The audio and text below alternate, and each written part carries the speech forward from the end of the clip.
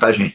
Ô, Silvio, mas eu queria saber o seguinte de você, agora acho que a pergunta, o ponto alto, né? A pergunta mais polêmica da live. Aquela questão da pobreza argentina caiu. Ah, a pobreza caiu ou não caiu? Mas esses dados são confiáveis? Então, como eu trato de explicar no artigo, os números do INDEC não são errados. Em nenhum momento eu digo que são errados. A questão é que eu acho que é real isso. Eles tomam, primeiro problema, eles tomam cidades com mais de 100 mil habitantes. Então, menos de 100 mil habitantes eles não contabilizam.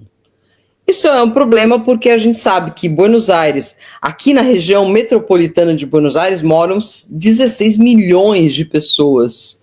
Se você toma toda a província de Buenos Aires, são 40 milhões de pessoas, ou seja, 38% do eleitorado argentino vive nessa região. Então, você medir a pobreza aqui, com esses dados, é eficaz. Agora, o resto da Argentina tem uma população muito mais, não diria escassa, mas tem regiões com grande quantidade de gente e regiões com pouca quantidade de gente. A Patagônia tem muito menos gente do que a região metropolitana de Buenos Aires.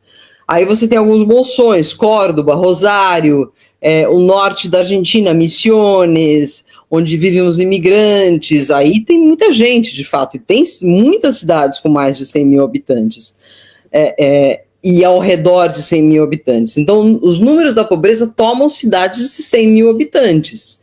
Em todo o Chaco, até dou esse exemplo no texto, o Chaco é a região, o estado, digamos assim, mais pobre da Argentina. Lá não tem 100 mil habitantes. E são as pessoas mais pobres do país historicamente. Então, primeiro você tem que tomar essa visão. A pesquisa toma 29 milhões, ela abarca 29 milhões de argentinos, quando existem 47 milhões. Esse espaço entre 29 e 47 estão espalhados pela Argentina em cidades menores, em bolsões, em áreas rurais, em áreas em que não chega o censo. Então, aí já é uma limitação, né? Porque, obviamente, a pessoa que vive no interior da província do Chaco ou na Grande Resistência, que é uma das cidades mais pobres, não é contabilizada. E são pessoas pobres, obviamente. Ninguém vai morar no interior da Patagônia e tem uma vida, enfim, pujante, né? Salvo se você é dono de um pedaço de terra importante ali. Então, tem essa limitação. A outra limitação é o valor da cesta básica. Usa-se uma equação que é quanto a pessoa recebe e quanto ela gasta nos produtos de uma cesta básica. A cesta básica está tendo inflação. Pequena, como a gente já mencionou com o comandante aqui mais cedo, é uma inflação menor que de antes, mas é inflação. Então, dependendo do dia que você vai medir a pobreza, já hoje o preço é outro. O azeite custava 5, agora custa 15 dólares. Enfim, essa defasagem há no que é a cesta básica. E depois, um terceiro problema que eu acho muito grave ali nesse levantamento é que ele não contabiliza o gasto com moradia, ou seja, aluguéis, casas sendo compradas, tudo que não é uma propriedade no nome da pessoa, não entra. E 40% dos argentinos não têm casa própria. Ou eles alugam, ou eles arrendam, ou eles fazem algum outro tipo de acordo, muitos deles informais.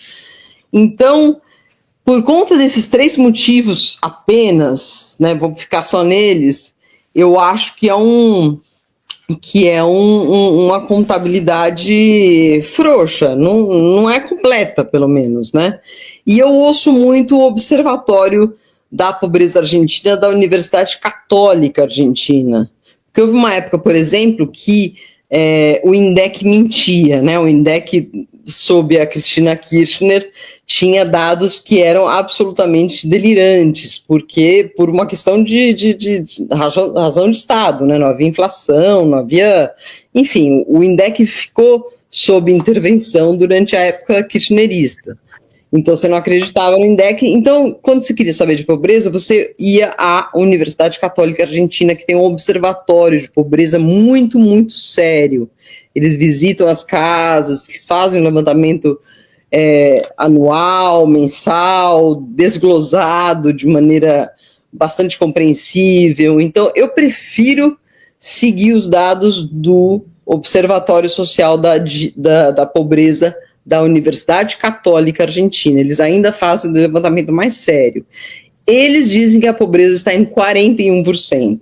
Ou seja, baixou. É fato que baixou.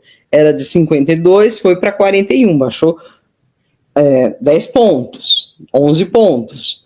Não é de se desprezar isso. Houve uma melhora no padrão de compra dos argentinos, mas não houve uma queda como o governo está vendendo, né? Eu acho que é sempre bom contrastar o que o INDEC, que é o IBGE argentino, diz com o Observatório da Pobreza, que forma a gente para fazer essa medição. E o próprio INDEC disse, baixou esse número, mas existe insegurança alimentar na infância, é certo que as pessoas comem, mas comem mal, fala-se ali de menos ingestão de proteínas pelos jovens, enfim, é um relatório que eu recomendo que as pessoas busquem ler, ou pelo menos ver as cifras para contrastar com o da pobreza divulgado pelo governo. Agora, há sim uma diminuição da pobreza, isso é fato.